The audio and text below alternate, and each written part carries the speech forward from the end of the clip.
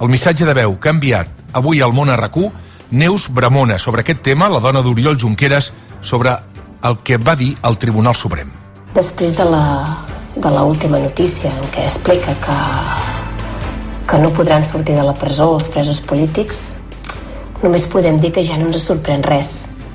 Però això no treu que avui tornem a estar tristos i indignats.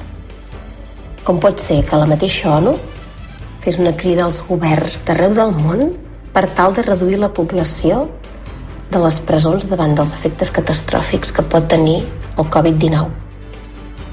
Justament en els centres penitenciaris, fins al punt que la mateixa Bachelet va parlar explícitament de presos polítics i que, en canvi, avui, l'Oriol i els seus companys segueixen a la presó per les pressions indignes del Tribunal Suprem. Només puc dir que són uns irresponsables, que no respecten la democràcia i prenen decisions dignes dels pitjors règims autoritaris. Les amenaces a funcionaris per condicionar decisions tècniques no poden tenir lloc en un règim democràtic.